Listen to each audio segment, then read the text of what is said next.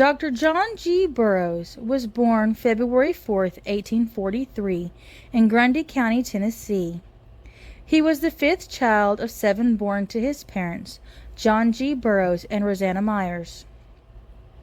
In 1850, he is living with his parents and siblings in Grundy County, Tennessee, on a farm valued at $1,100. This is the same as $44,046.82 in today's money. Also living with them is a 14-year-old young man named James C. Scott. James was probably a hired hand or maybe a relative that needed work. In 1860, the Burrows family are still living in Grundy County, likely on the same farm now valued at $2,300. John's sister Abigail was married with 3 children and living in her own home. James Scott had also moved on. In 1861, John would join the Confederate Army. He would be a private in Company H of the 15th Texas Cavalry, which was Churchill's brigade.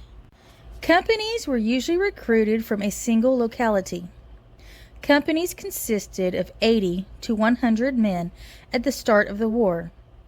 By mid-war, it usually had been reduced to 30 to 40 men due to casualties, disease, and desertion. Company H was recruited in Red River County, which is in northeastern Texas. On March 10, 1862, the 15th Texas Cavalry Regiment was accepted into Confederate service in McKinney, Texas. When the regiment moved into Arkansas, it became subject to the First Conscription Act and was reorganized on May 20, 1862. About 100 of the soldiers were discharged for being either too young or too old because of it. The regiment was involved in a skirmish with Federal forces on July 8, 1862, in Batesville, Arkansas. 8 men were killed and 7 men were wounded during this engagement. On July 24th, the regiment was dismounted and the men's horses sent back home. The soldiers were never remounted and served as infantry for the rest of the war.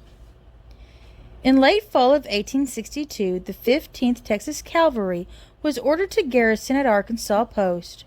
This place ended up being a very unhealthy campsite. Over 100 from the regiment died from disease, while others were declared unfit for duty and sent home.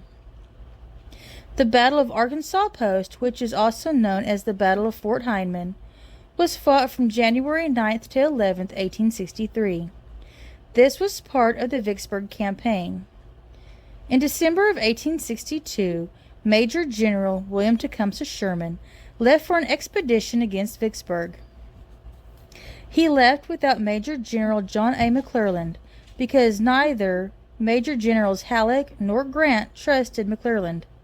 McClelland took command from Sherman in January 1863 after Sherman's forces were repulsed at Chickasaw Bayou. Despite disapproval from Grant, McClelland led an expedition to capture Arkansas Post. Arriving near the fort on January 9th, the Union infantry did not move into position until January 10th. That evening, a major Union naval bombardment of the Confederate fort occurred. McClelland ordered an infantry assault early in the afternoon on January 11th. The infantry moved close to the Confederate fortifications. After suffering through severe artillery fire, white flags of surrender began to appear above the Confederate positions around 4 or 4:30 p.m. When the surrender was completed, 4,791 Confederates were captured. The enlisted men were sent to Fort Douglas in Chicago. John would be one of these men. He had lost his gun sometime during the battle. This is noted in his war documents. He was taken prisoner early in the war, when prisoners were still being exchanged, so he did not have to be there long. Later in the war, Camp Douglas would be known as the Andersonville of the North. With the amount of standing water, unpoliced grounds, foul sinks, general disorder, soil reeking with miasmic accretions, rotted bones, and emptying of camp kettles. Although the conditions of Camp Douglas were probably not as bad as they would become near the end of the war, this, as well as the conditions in the Arkansas Post Camp, could be what led John to become a doctor in later years. In the later part of 1863, John would desert for unknown reasons. However, he would return to service voluntarily under the Amnesty Proclamation. In 1865, John is in Fannin County, Texas. It is here he met his first wife, Sarah Oliver. They would be married on January 15, 1865. February 29, 1868, would see the birth of their first child, Molly. June 1869 would see the birth of a son, James Samuel. In 1870, John and his family are living near Honey Grove in Fannin County with his wife Sarah, 2 young children, Mary and James. John's brother Thomas also lived with them. Sarah's parents and brother Charles are living on a farm next door. There is no value on John's farm, so it is likely he is living on his father-in-law's farm and helping work it. There would be 4 more children born to John and Sarah. John on November 29, 1872, Thomas Samuel on August 29, 1873, Sarah Frances and Ida on July 22, 1875. John's wife Sarah would pass away on May 22, 1878 in Fannin County, Texas. The cause of her death is unknown. 8 months later, on January 14, 1879, John would marry Mary Jane Issam. John's father would pass away on February 6 in McClellan County, Texas. December 18th would see the first of Mary's children with John. Luther would be born in Honey Grove, Fannin County, Texas. In 1880, John's family is still living on a farm in Fannin County. 6 more children would be born to John and Mary. George was born on December 12, 1881. Myrtle in 1886. Maud on March 2, 1888. And twins Elsie and Elsie in 1891. During his marriage to Mary, he would develop and sell his medical salve recipe. John's second wife, Mary, would pass away in 1893.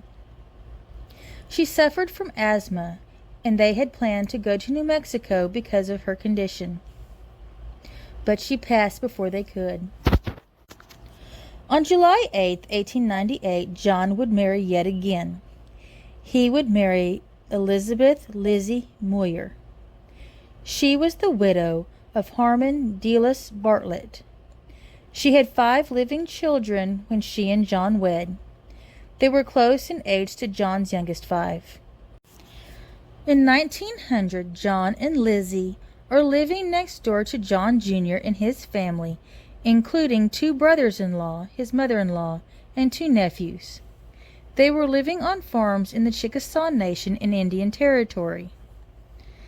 In 1910, John and Lizzie are living in New Mexico.